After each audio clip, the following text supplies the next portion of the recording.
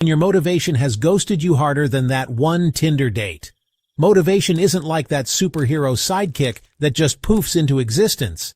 It's more like that one friend who says they're coming to your party and then ghosts you last minute. So what do you do when you're trying to get stuff done but all you want is to binge watch Netflix?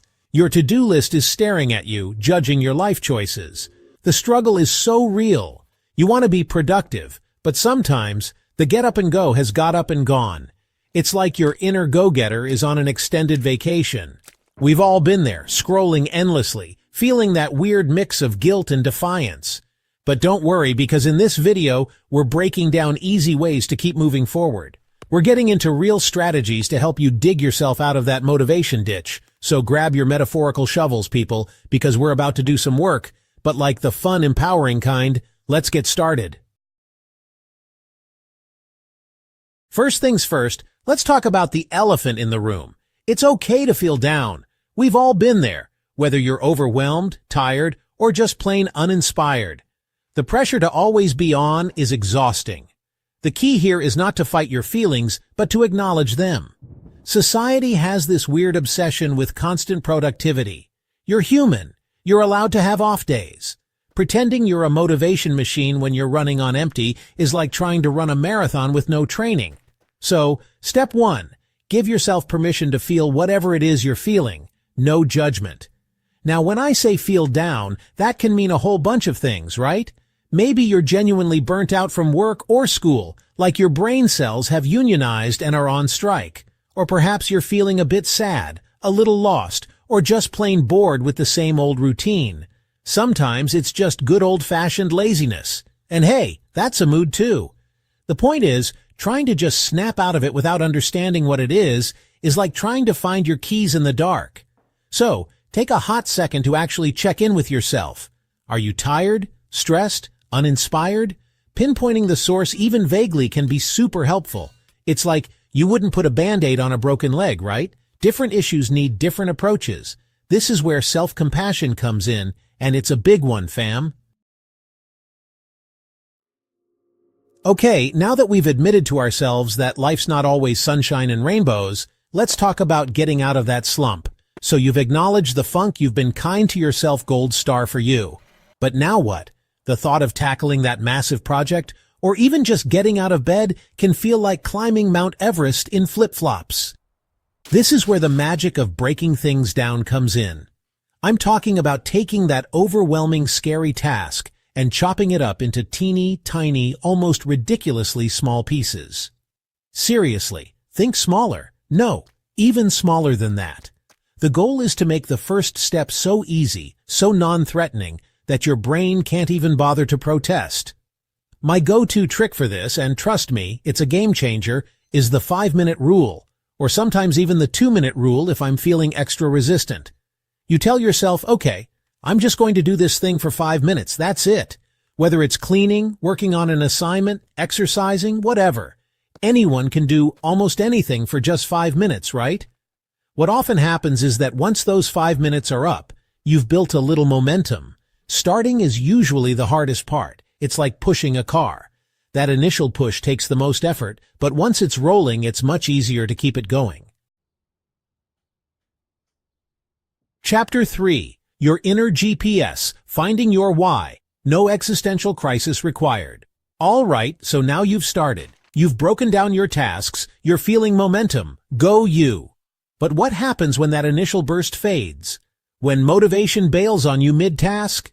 Here's where the why comes in. Not in a deep philosophical way, just the meaning of this specific task. Your why is your personal reason for doing it. It's the benefit you're aiming for, the fuel for your motivation engine. It's that little voice that reminds you this effort is worth it. Without a clear why, tasks feel pointless. So how do you find this why? Connect the task to what matters to you. Ask yourself, what will completing this task help me achieve?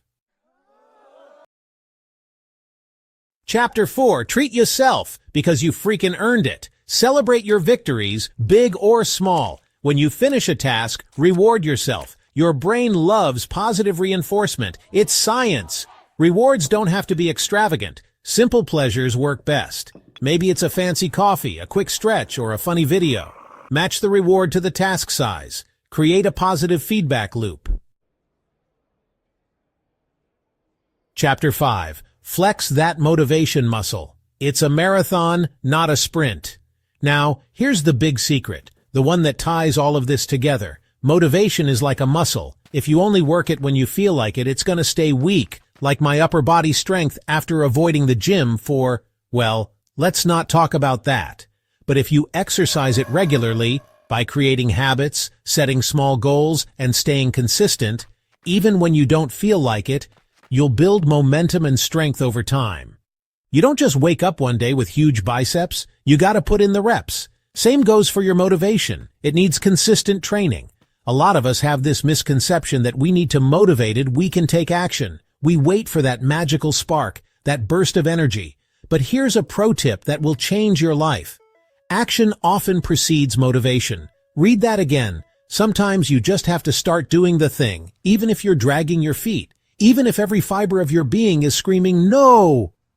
More often than not, once you get started, once you overcome that initial inertia, the motivation will catch up. It's like, oh, we're doing this now?